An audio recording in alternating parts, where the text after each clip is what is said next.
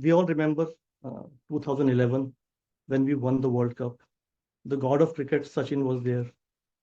Uh, Greatest of all time, Dhoni was there. But still, we had a coach, very calm and composed. Kirsten was the coach at that point of time, mentor, the coach. So that is required, I feel.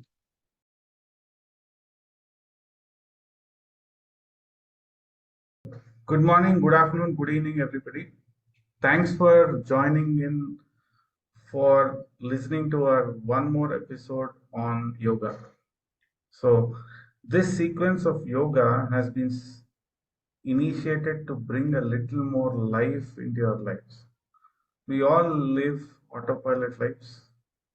The idea behind that is to break that autopilot thinking and to help you start enjoying those beautiful moments of life where you actually feel the energy of prana into your body. So, to feel prana, it is important that you focus on your breath work.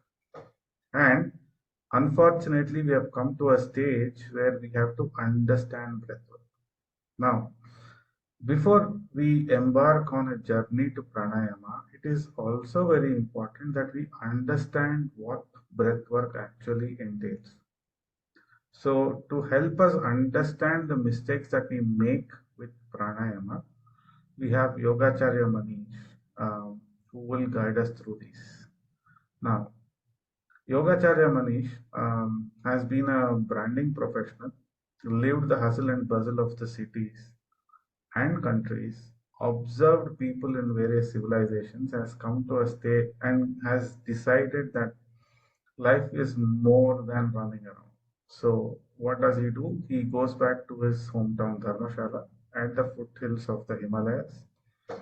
And like any Indian who has been looking at enlightenment, he started finding the knowledge from the Himalayas. And now he runs a yoga academy teaching people how to breathe.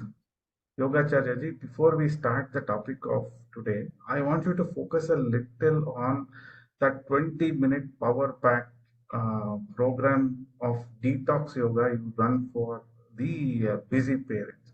So, and after that, we will get into the topic. Over to you, sir. Thank you, Chaitanya. And namaste to everyone who is here today and will be listening to this at a later point of time. Om Namah Shivaya. It's actually 30 minutes, Chaitanya. 30 Okay. minutes. All right.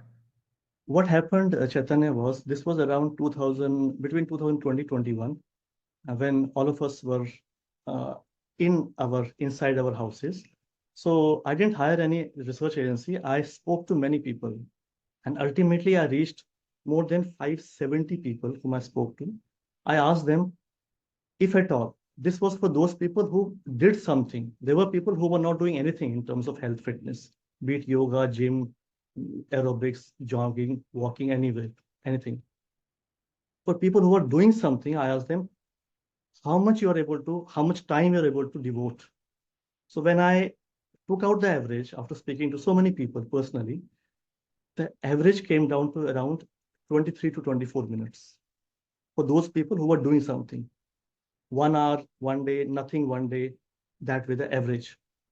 So I decided to devise a very, which I said was the most balanced fitness yoga schedule anywhere in the world in 21 minutes.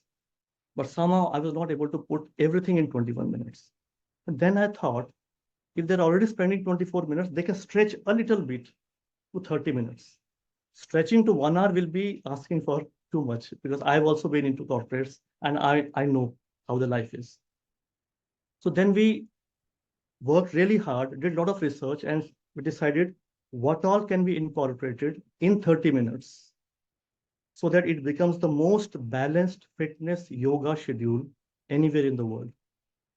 Once I made it, then I discussed with obviously my mentor, my guru, and he made two changes.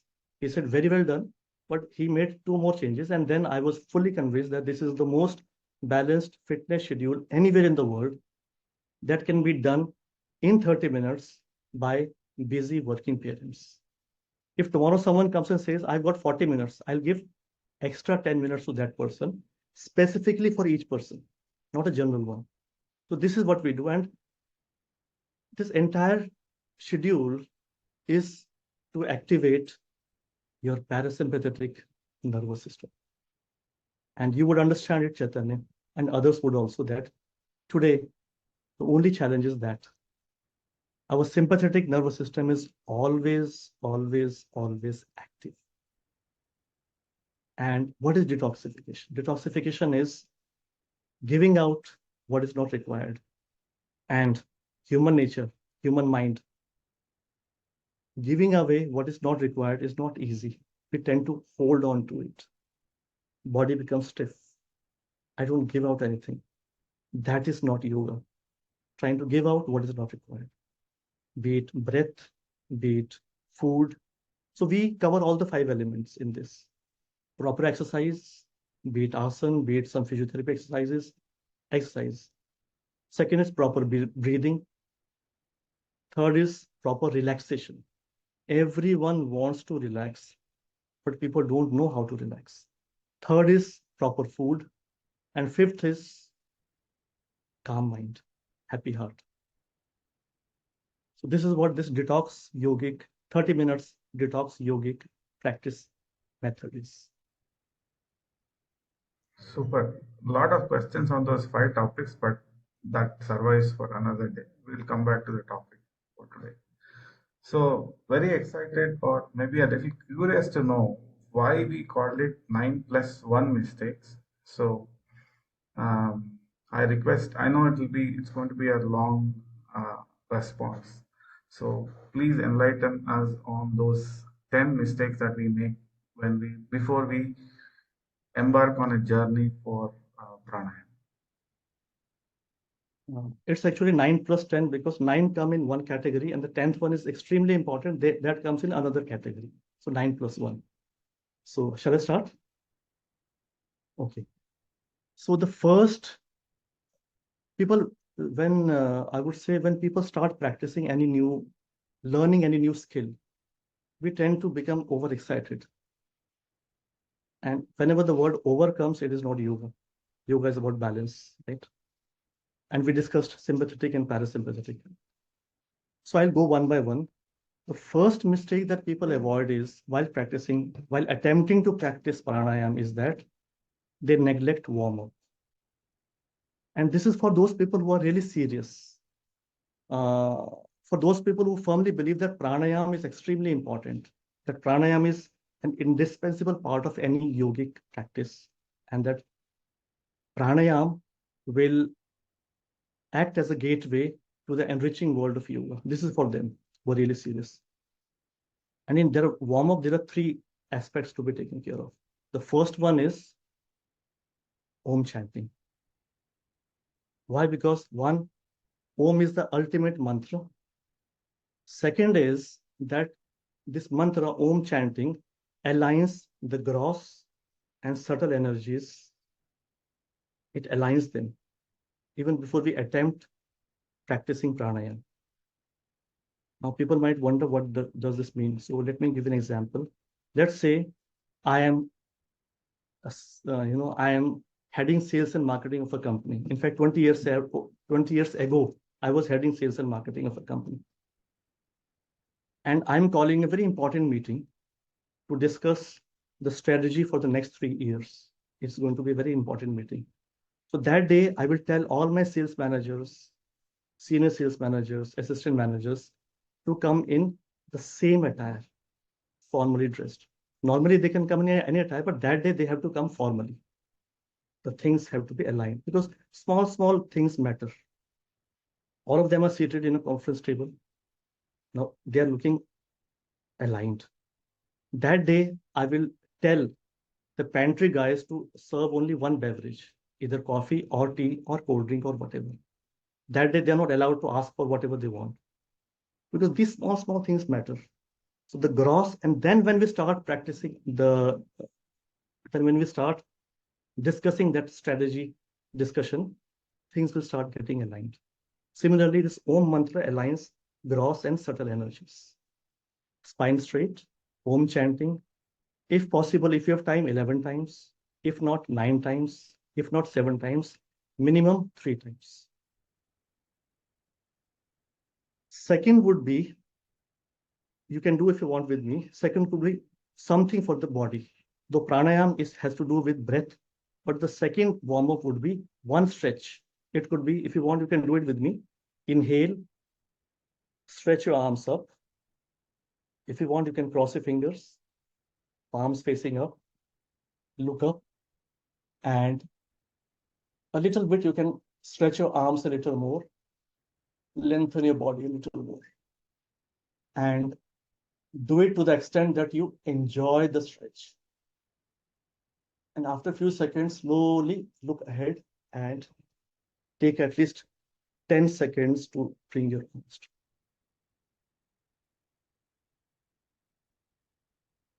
How you felt, Chaitanya? After a long day, I think a small stretch really helps. We can call it a small stretch, but I call it instant stress management technique. It actually, readies your body to do at least something I agree. important thing. I agree. It actually acts as a instant stress management technique. So second warm up is this. Then after this, you can close your eyes and observe your breathing. Right now, we are doing nothing with the breath, not making it slow, neither making it fast. Just observe each inhale and every exhale. This should go on for at least 2 to 3 minutes. And while practicing all three, one thing has to be taken care of. The spine has to be straight. This is the first mistake to avoid. And second mistake, I've almost told you. Second mistake is ignoring the posture. What people do is they start practicing pranayam and they slouch. The first basic aspect for any yoga is that the spine has to be straight. Om chanting, spine straight. Arm straight, the spine was strengthened. Observing your breath, spine straight. So just be mindful of the fact. I've seen people practicing Anulom Vilom, sitting like this. What I call this is, you learn English, new language, your spellings are perfect, your vocabulary is perfect, but your grammar is wrong.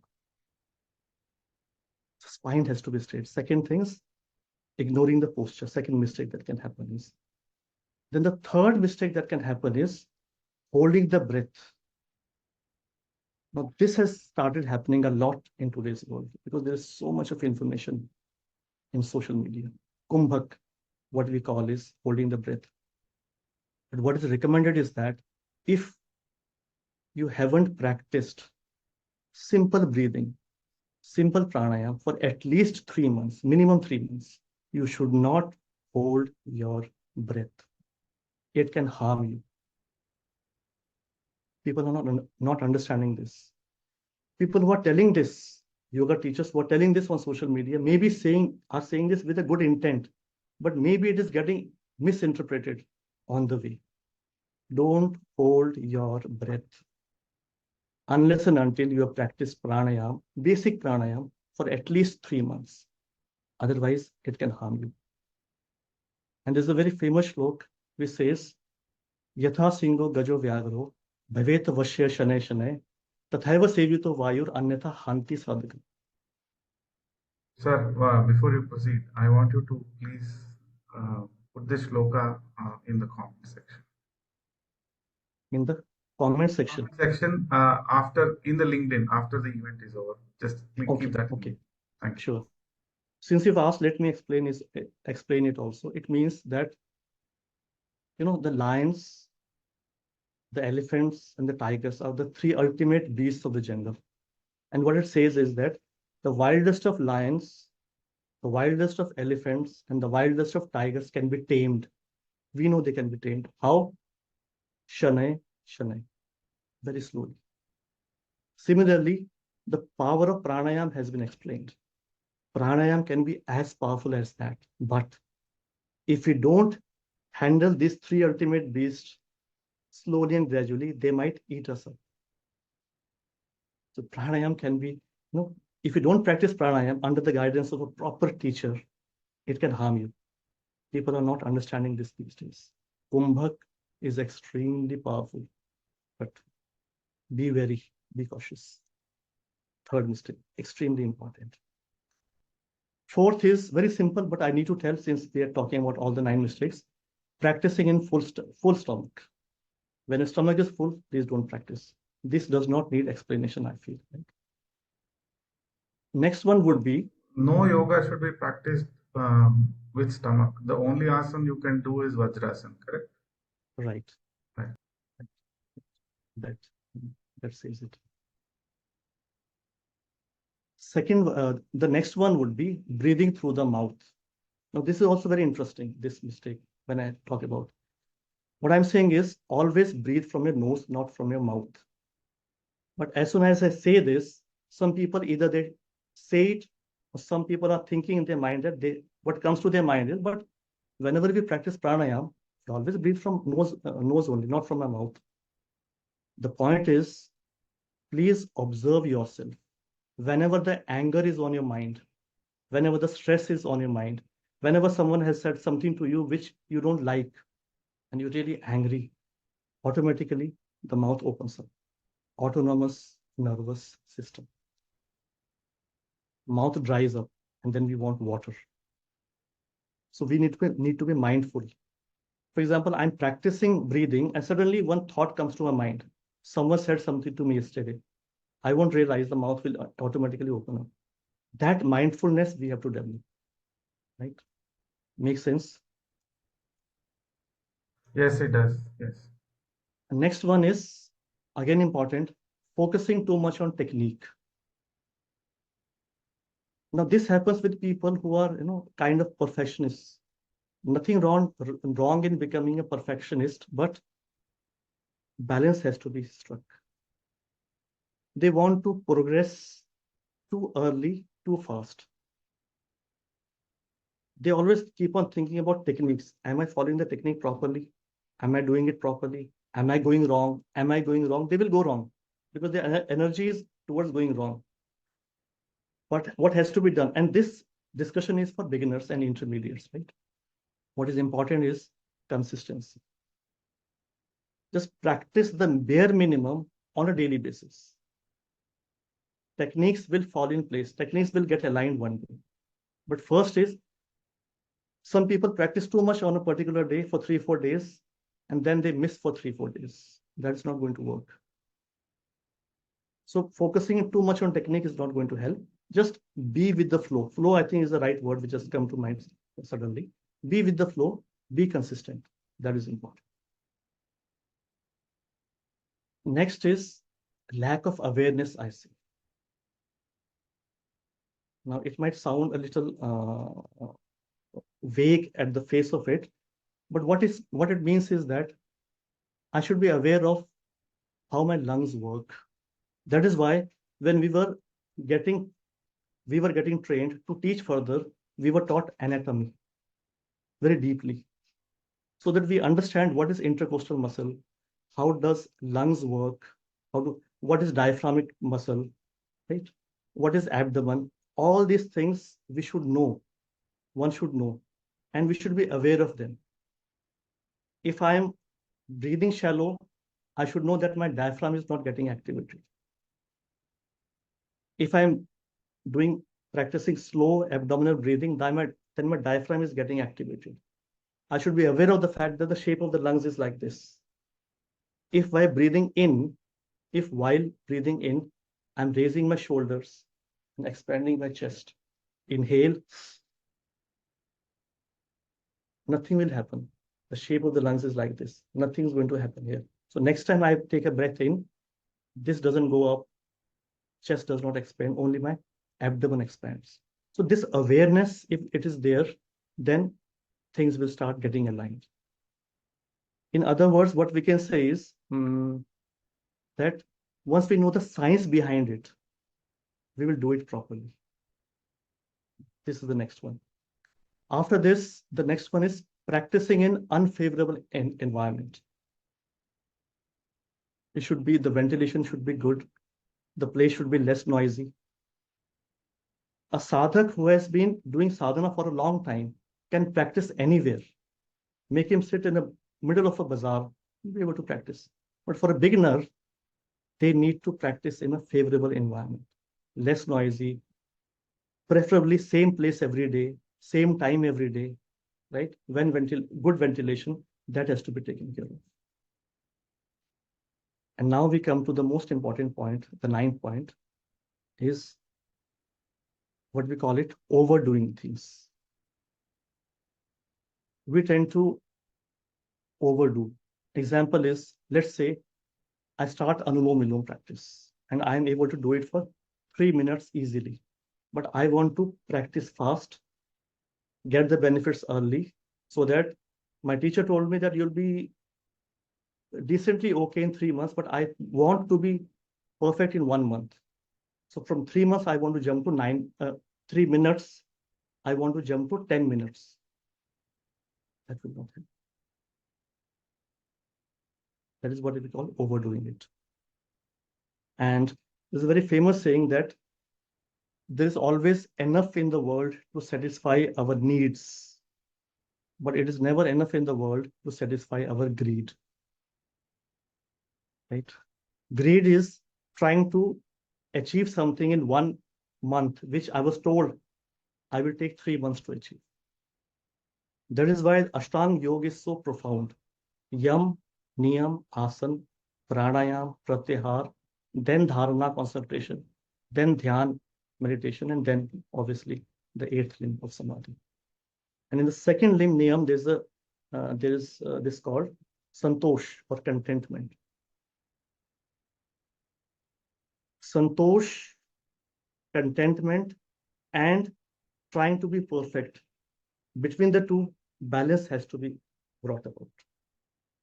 And people who are in a Fit Parents project, they know. I always say, every day I say multiple times, golden rule. What I say is, I will always tell you to stretch a little more. I will always tell you to hold a little more. But please remember, strike a balance between what I say and what your body allows. That I call is a golden rule. So these are the 9 steps, 9 mistakes to avoid. But we talked about 9+1. 9+1. Yeah. This 10th or 9+1, or this one is extremely important because, how shall I explain? Let me give an example. My domain is yoga. Tomorrow, if I need to learn digital marketing, and I understand from Chaitanya that I'll have to spend 1 year to master this digital marketing. There are two ways of doing it. I spend 1 year, 5 hours every day, learning a new skill and not doing what I'm supposed to do. Or I tell Chaitanya, can you guide me, please? Can you coach me, mentor me for 3 months? Wherein I spend only 2 hours every day instead of 5 hours. My work is done in 3 months. The rest 9 months, I get to hone my personal skills and the work is done. What I mean to say is, a lot of times people learn and they shy away from working with a mentor for at least even 3 months. I'm sure I put whatever I wanted to say across. Yes. So people think that they can crunch timelines and they are super efficient. If that was true, why would your mentor spend so many years mastering the art? And he would actually squeeze it to the shortest possible time to give you what you need. And if you want to shorten it further, then you are looking for shortcuts. You are not looking at mastery. And mastery is doing the same thing again and again and again and trying to see what else can be improved. So this is where these shortcuts always give you take you the longest possible way.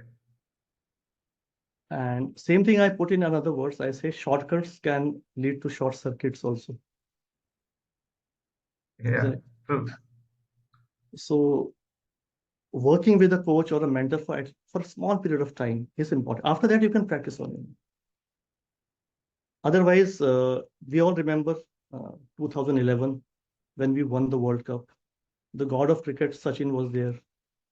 Uh, Greatest of all time, Dhoni was there. But still, we had a coach, very calm and composed. Kirsten was the coach at that point of time, mentor, the coach. So that is required, I feel, which we should understand if we really want to um, Agreed. improve in any walk of life. Anything, yes. And everything has a cycle. So you cannot bring a baby out less than 9 months. So there have been many experiments, it doesn't happen.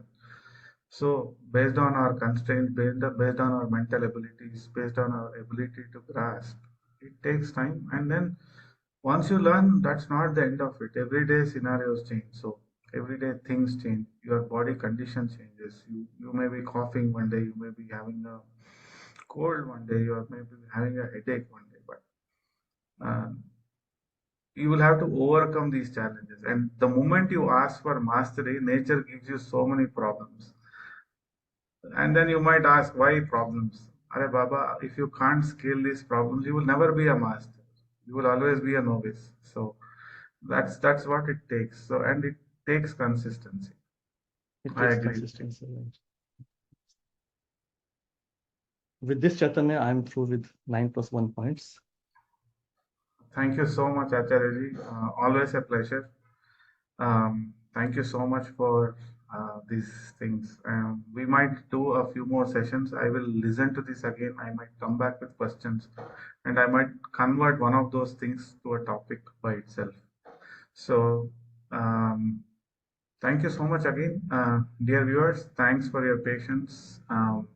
We will announce our topic for the next week's session in a couple of days. So next week again at 7:30 p.m. Indian Standard Time, we come back to you to discuss one very basic concept of yoga that will give you a lot of mindfulness, peace, and fundamentally increases the life quotient of your life.